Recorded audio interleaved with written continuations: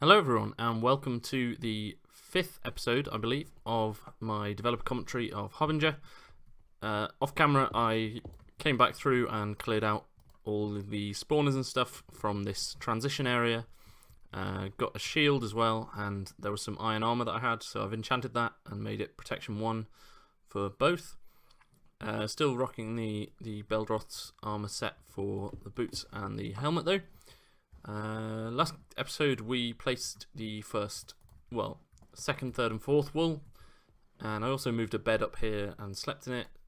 Is there anything else to say? Really, not particularly. I'll just turn that volume down, because that might be a bit loud.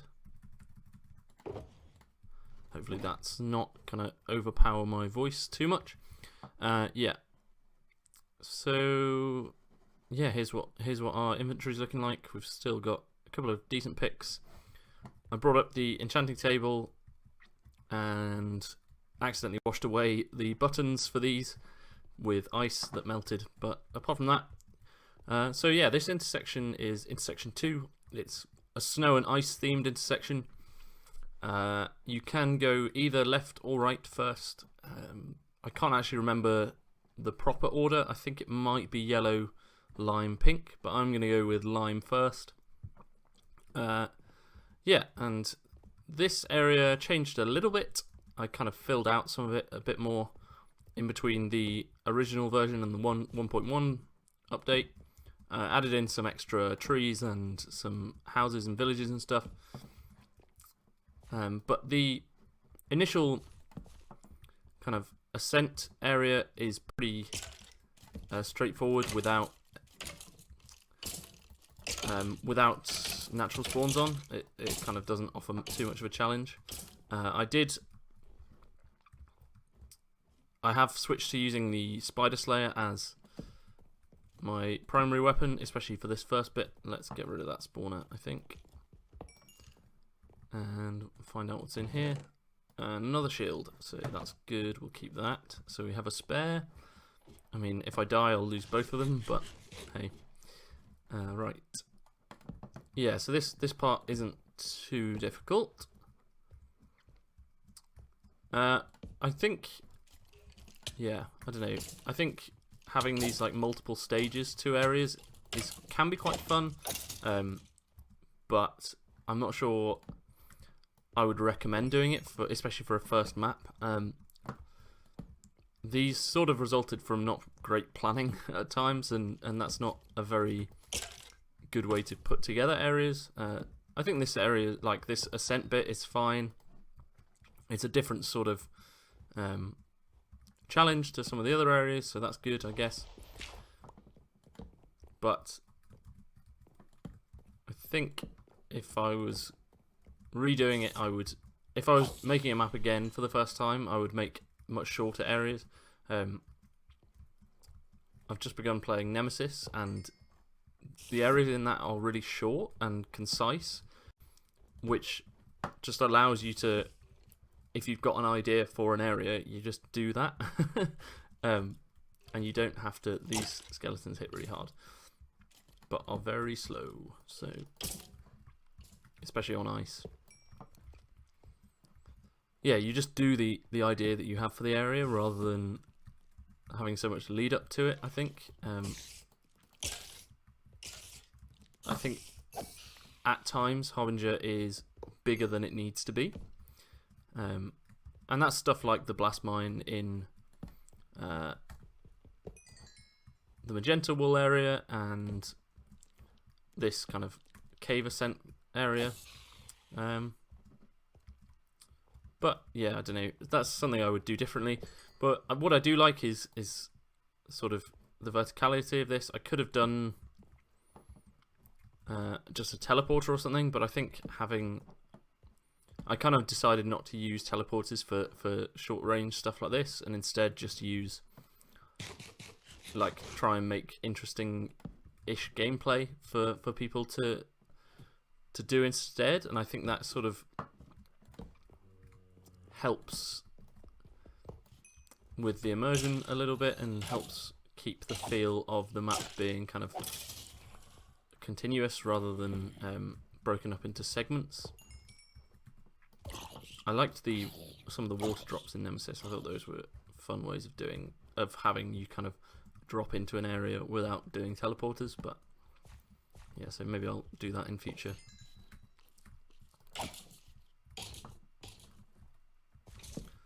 Right. So yeah, I don't know if we've taken a hit since those early kind of as soon as I say that, literally as soon as I say that, and now we've got slowness from these strays. Right, and that is why you should bring a bow. But I think we're at the top now, so let's just get rid of you. We almost managed it.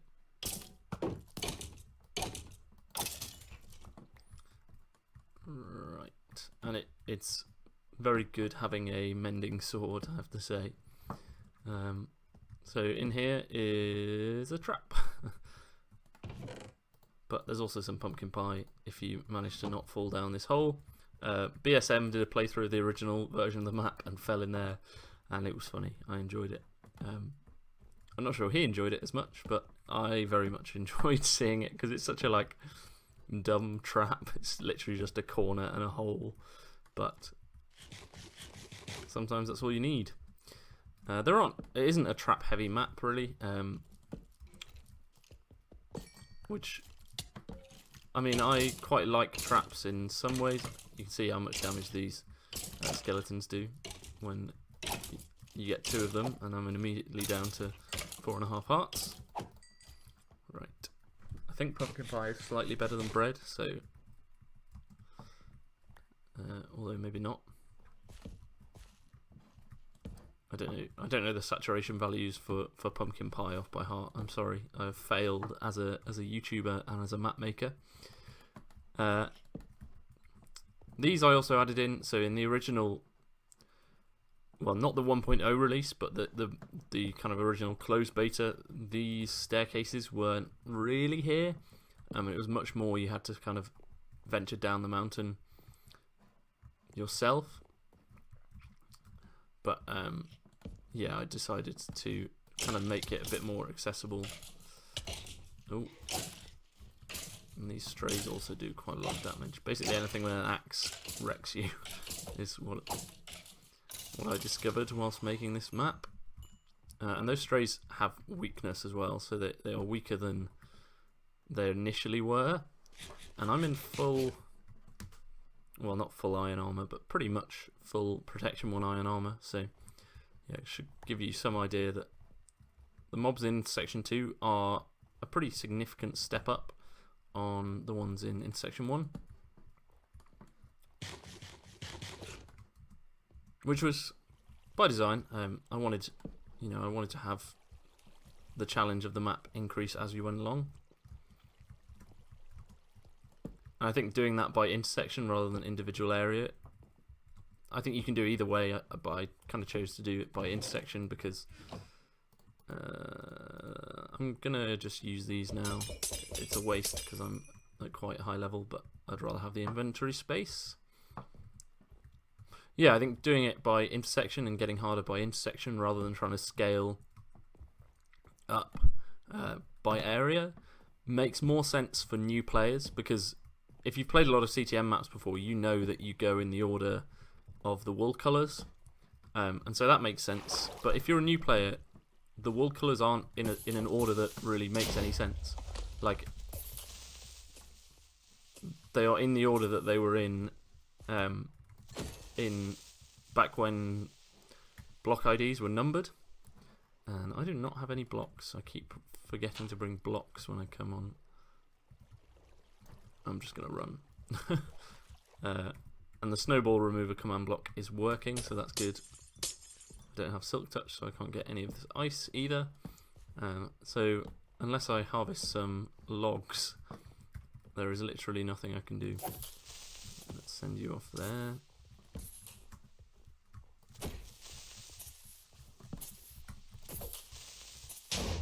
How did he explode?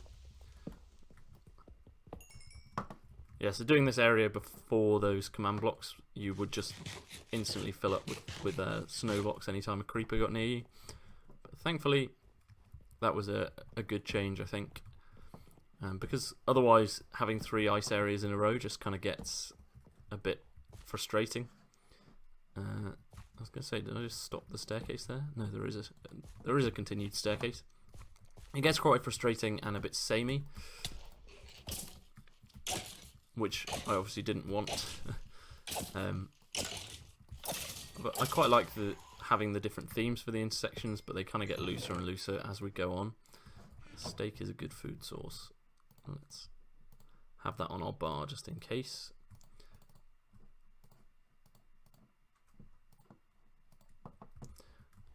Yeah, I like the idea of having themed intersections. I think I didn't really give a justification as to why they were themed, and I think a better way to do it is to either build a map around a theme and then have it make sense from that, or deal with things slightly differently and actually give a lore explanation, or just don't go with a theme is another perfectly valid option. Having a theme for 17 areas or 16 areas or however many areas the map ends up having can be quite difficult to keep it fresh. And I think if I had tried to just follow one theme for all 16 areas, then I would have struggled to have any real diversity to the map. But yeah, being able to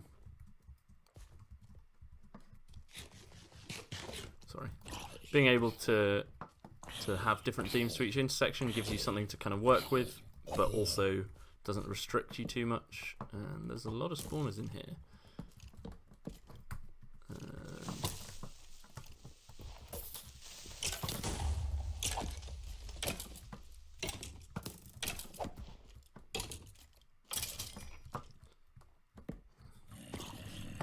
We probably should have died there, but thankfully we did not. I was wondering what that was down there. It's a cloud. I still haven't turned clouds off, apparently. And if we come in here, there is potatoes and carrots. So if you do not already have potatoes or carrots from zombies, this area gives them to you. So you have a renewable baked potato sauce, which is probably the best renewable. I have no idea how my shield blocked that because I wasn't even close to looking at the creeper. But I'm complaining too much.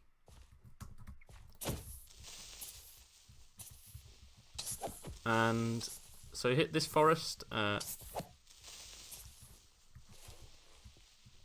was the kind of central idea around having, or around this area when I started making it, was to have this forest and the wool dungeon and the kind of initial starting bit of the area followed on from that, so that the forest was the bit I built first, and because of that some of it hasn't aged that well. The terrain is a bit, I don't know where I'm getting shot from. There. The terrain's a bit bumpy and could be a bit sharper, but I think it does sort of get across the sort of entrenched feel that it wants to have. You can either go that way or that way, and I actually want the player to go that way, but I think this is like one of the things that I mean about it being sharper or better thought through. You come in here and you can either go left or right, and I want the player to go right, but the terrain sort of steers you left, so I'm going to go left and show what's this way. So in fact the wool area is this way, so if you immediately come this way you can go in there, get the wool. I don't know if you can actually see that there is a creeper face. on there. It's snowing a bit too much to see it, but yeah, so, and there's a lot that's just like snow, which is the other thing I don't particularly like about the area. But if you go the other way, not that useful. If you go the other way, it links up with this bit here, and this bit links up with this tunnel, which is where I wanted the player to go. Let's break the spawner whilst they're fighting. Who's going to win? Who's going to win? I think this guy's going to win. Oh, bet on a losing horse. Sad. Right, yeah, and so this is the... I'm going to turn off clouds. I don't know why I haven't done this. I thought it was harder than it is, just because I'm not used to the new like UI. But apparently it is still very easy. Right, so this area is the newest bit of the map.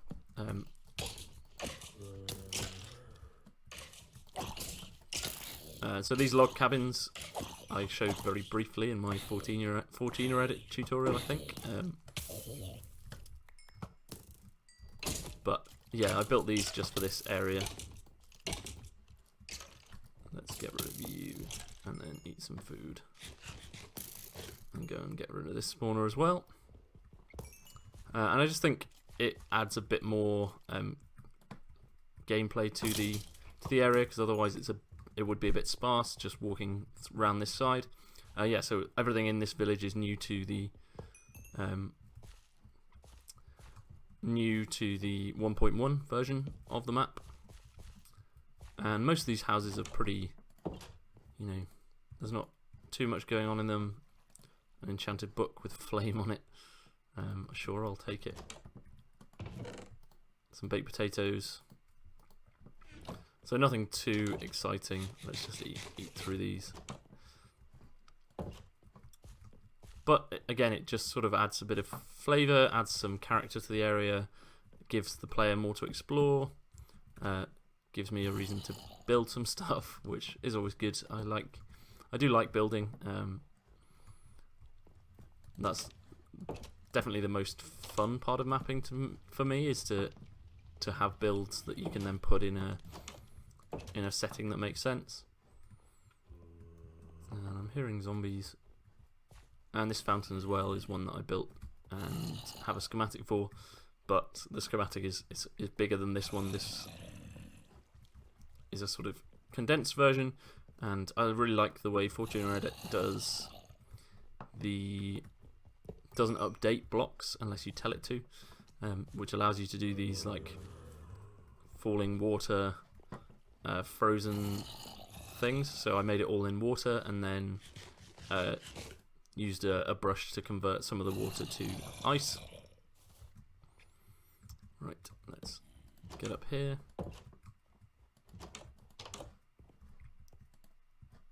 A single wheat, 2 pieces of bread, 3 pieces of bread. Definitely worth exploring, I think. And there's some beds up here as well. A sleeping cap.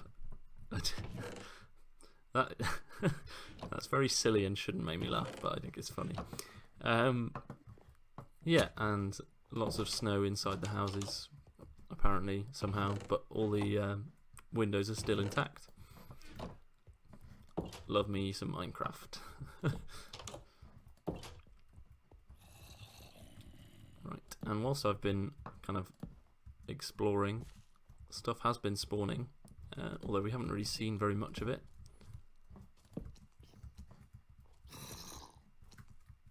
Yeah, so we've got these baby loggers, maybe is what they're called. Do they have a name? They do have a name. Maybe it's invisible or something, I don't know. But yeah, those don't do a huge amount of damage, but if you let them swarm you, they will kill you pretty easily, and especially if you're trying to fight something else and baby zombies start swarming you, you know, you're kind of screwed on that front.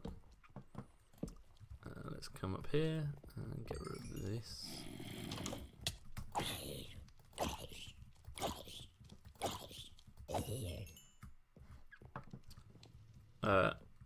Fire tick is on, so those are not netherrack fires, but they are instead campfires, which are quite a nice addition to the game, I have to say.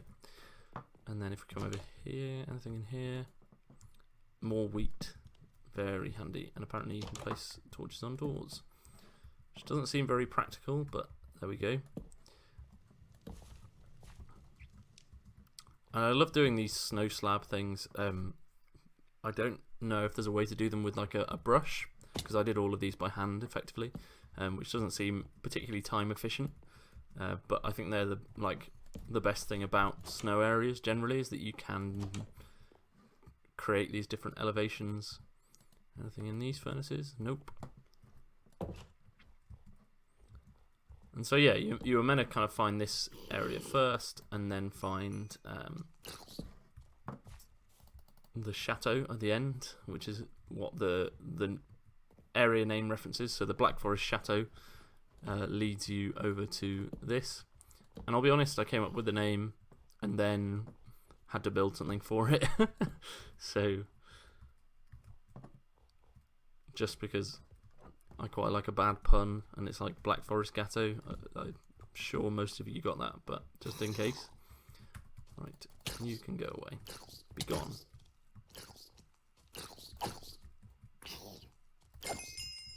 But I think these, like this little dock and these houses and everything, just adds quite a lot of character to this side of the lake, which was otherwise pretty devoid of gameplay.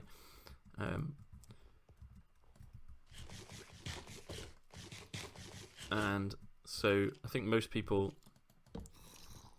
a lot of people felt like this is where the wool should have been. So I added a little explanation in up here as to why it's not. So we get some undead bellboys, as well as I don't know how much these do, how much damage these do, but let's light this all up quickly. And the problem with lighting these up is that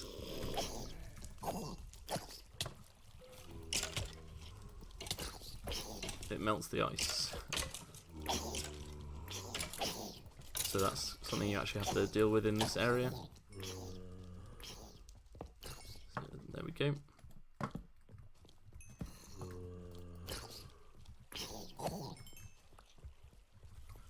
Right, and let's come through here. And you can hear there's stuff spawning upstairs. So these strays do about 1.5 hearts, which adds up pretty quickly. Let's eat this beef.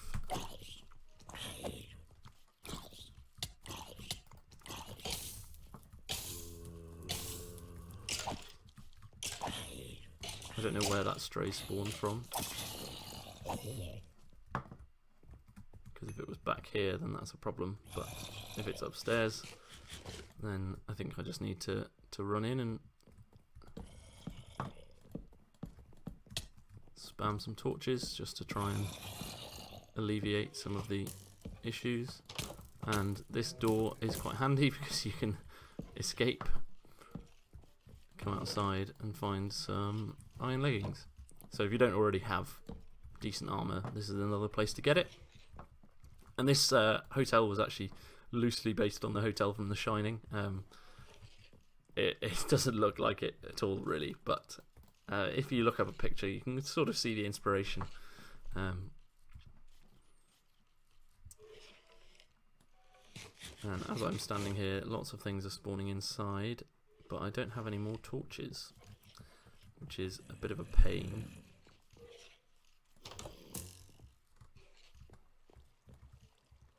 So yeah, that's the wool box, quote unquote.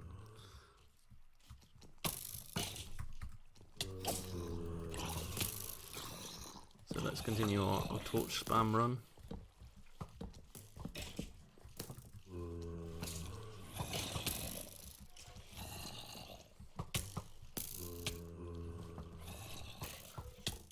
And doing that before the nerfs to strays would have been pretty...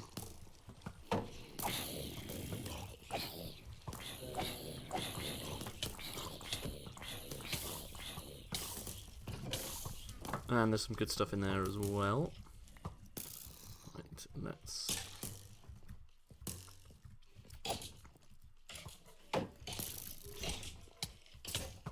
Oh, I'm being killed by something.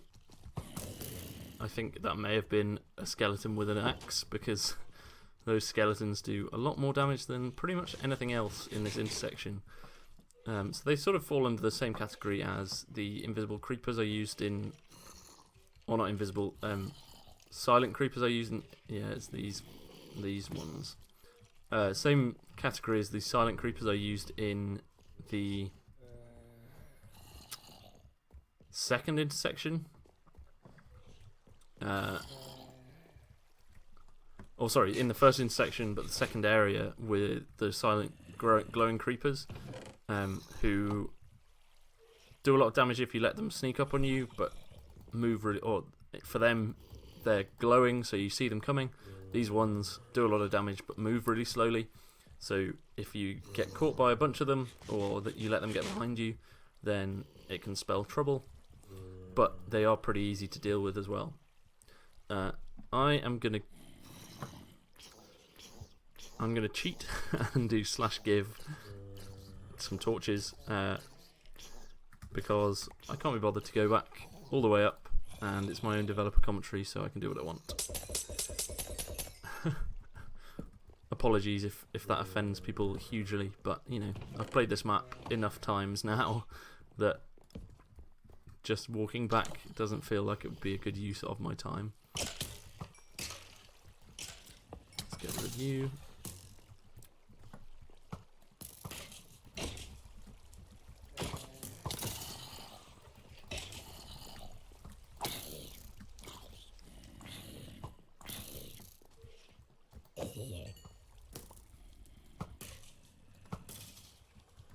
There we go. Right, so we can now finally come into the exploded vault. Yeah, so this is meant to be the hotel vault. The hotel obviously doesn't have any rooms, so I don't know where anyone stays in the hotel, but you know, and there's 3 bookshelves which are very useful. A lime shulker box and a book and quill which has some lore in it. So if we just read the book and quill quickly and then I'll throw it away. So this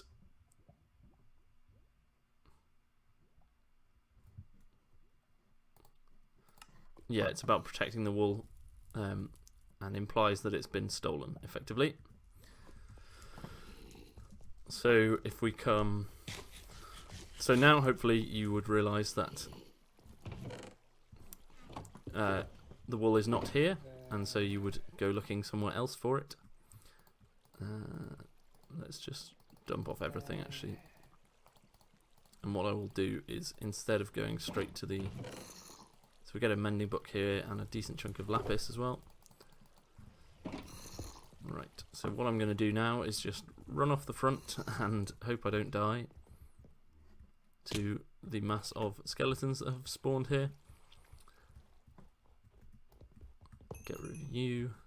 I won't be coming back here, but I am going to use this ladder and take this bridge over the lake, which one thing I do quite like is that you only ever see this, you don't see this from the other side, because this obviously would give you a shortcut straight across, but it's not a very helpful shortcut if you don't know that it exists, and because of the trees and the density and the way this hill kind of blocks your vision, I think most people won't find this until after they've gone round that way. And then if anyone does find it, I think there's still enough of a reason to go round the longer way to see what all these houses and stuff are. Right, let's come back this way. Ruined bridges are a bit of a theme in some of my areas. I think bridges are a really fun way to... I just think they look nice, look cool, and especially if you get the droop on them correct, they're quite like convincing. Right, let's put you there. And will I take any of the better food? I guess I'll take that. Did I eat all the beef? I must have done. Right. Yeah, so it is slightly better than bread as a food source. It gives at least 3 drumsticks. So yeah, so now we are going to take on the wool dungeon. We've cleared out pretty much everything else in this area. There's obviously a few hidden chests and stuff, one of which I'm actually going to go and get, having just thought of it. I meant to point this out. I think it might be the level 2 pickaxe, which is why I'm going to go back for it. But yeah, so in the in one of the trees in the village there is a hidden pickaxe, I believe, which is pretty useful. I also love these little like archways to walk under. I think they add a lot of character to an area. Having just not used it. Yeah, so I kind of meant to grab this after clearing out the area, but forgot. And that is the Mountain Mover 2. So yeah, we will have a slightly better pickaxe to take on the wool dungeon with. And I've already been recording for 31 minutes. I've been a bit kind of all over the place with this recording, so apologies for that, but hopefully it's still reasonably enjoyable and it's given you some insight into what I was thinking when I made the area. Right, let's heat up and head into the wool dungeon. This is reasonably significantly nerfed from the original. I don't know, this was one of the creeper dungeons that people did not like. Again, but this is the only real creeper dungeon in the first 2 intersections now, whereas initially there were many. And we're having a bit of trouble before we've even got in, which isn't the best sign. Don't do that. Shields are overpowered because they let you make very silly decisions like that and survive them. Using a bow is a much better way to balance creepers, I think. I don't know, I mean, creepers are overpowered without shields, but skeleton, I don't know. There's a really good video about play conditioning by Bomber Guy about shields in Dark Souls. And I just think it's a bit... I actually think the Minecraft thing is different because... but I do think that shields kind of discourage... Well, I kind of go back and forth because... So the idea of that video is basically that shields in Dark Souls, and I'm going to butcher the point, but by allowing the player to have a shield, the player gets very used to sort of blocking, attacking, rather than learning how to kind of dodge and use more kind of interesting mechanics than just shields. And that shields set the wrong... these are here just to kind of warn you that there's a trap, which there is a trap, which I don't know if I want to set off or not. It's not this one. This one gives you apparently a lot of potions. Let's take this strength potion, sure, and regen 2, swiftness, all the good stuff. Yeah, so this one is a trapped chest, which will ruin your day if you set it off, because there is a lot of TNT. But the TNT actually, most of it is back that way, so if you set it off and then run over here, you're probably fine. I'm just going to give myself a lever quickly.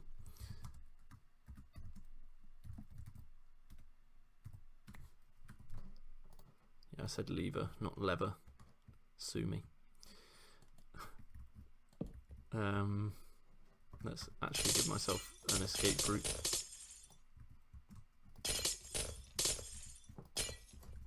that'll do.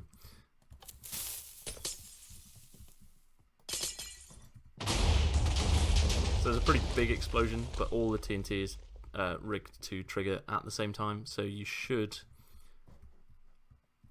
ideally, I'm just gonna, I don't want to have to bridge over that way. This is the episode where apparently I've just decided to start cheating.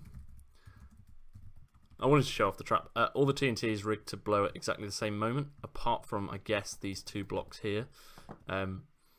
So I should maybe get rid of those 2 blocks. But yeah, all the TNT should blow at the same time, which stops it from destroying items. So those items came out of the chest, but there's no other TNT to break them. So in theory, it should kill the player, but not destroy all their items. So yeah.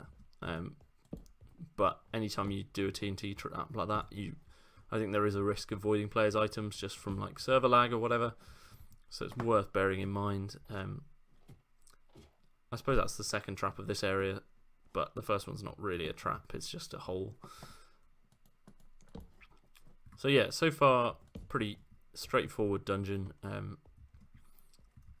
Again, it's fairly significantly nerfed from the original. There were no natural spawns in this version, or in the original version even, because this is the reprise of the silent glowing creepers. Because this is a void biome. I didn't want any skeletons spawning basically because the creepers offer too much of a challenge by themselves, and so I disabled natural spawns for this dungeon by making it a void biome, which is something you can do. And I think that's quite a nice way of being able to toggle between having natural spawns on and off in a map. Right. Not having the sound does make these a bit more scary than they otherwise would be. And I think there were some glowing ones in the original version. Or not glowing, sorry, charge creepers in the original version, which have been removed to make this dungeon quite significantly easier. Right, let's get rid of you. And now we've got one more area to go to, which is up this way. Still do not have any blocks. I really like to empty out my inventory properly whenever I start an area, but I always just forget something, and apparently at the moment I'm just repeatedly forgetting blocks. Yeah, so I think there was maybe a charge creeper spawner somewhere up here, which would drop on your head, because that's fun, apparently. Or maybe the charge creepers were just this bit here. I can't remember exactly. Not great. Not great timing from me there. And there's still some normal creepers as well, so you get a real selection. Please don't spawn. Thank you.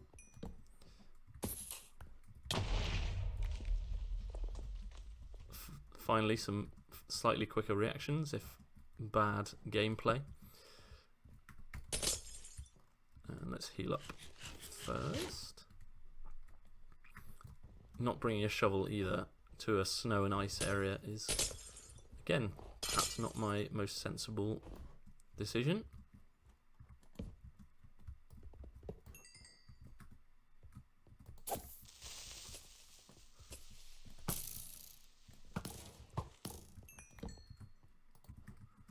Right, so we are now up to the final area, which we shouldn't have too much trouble with. I think it's just one charge creeper spawner and a zombie spawner, so as long as you are careful, you shouldn't have too much trouble. And we get rid of the charge creepers, and all is well in the world. Right.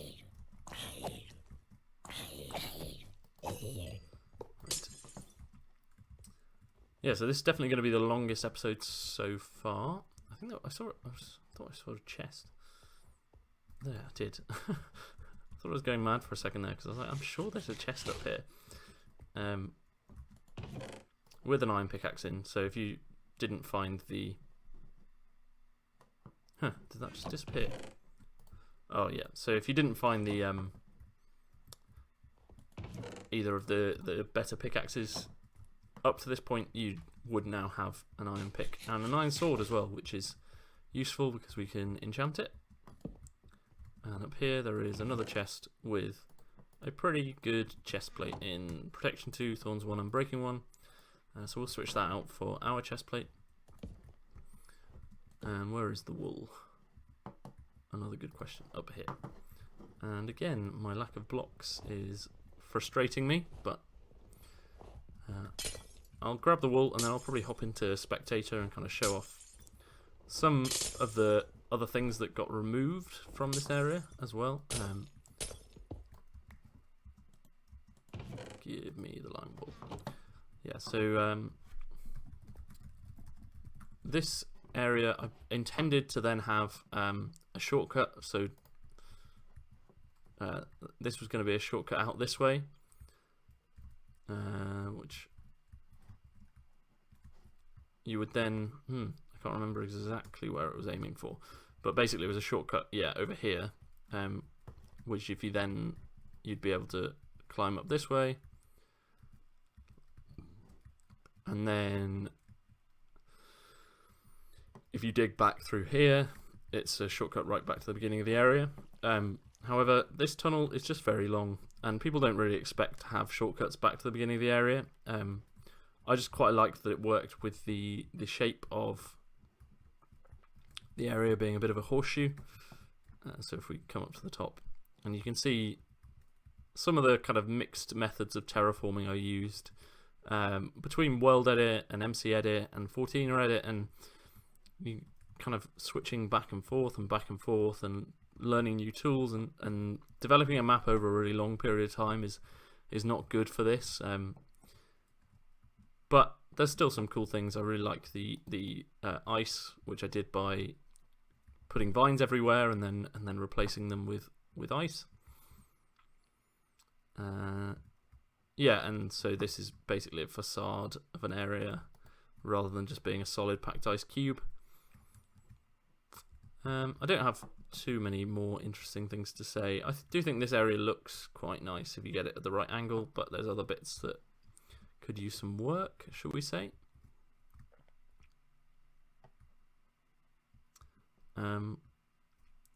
But yeah, and there's a creeper face there as well, which I don't know if anyone noticed, but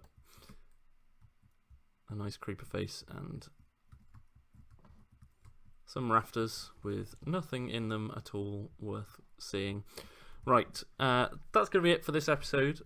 Thank you very much for watching. I hope you've enjoyed it, and thank you for sticking with me for 43 minutes. There's another fall trap here because why not? I will plot myself back here so I can get my shulker box. Yeah, thank you very much for watching. I hope you've enjoyed the episode, and I will see you next time.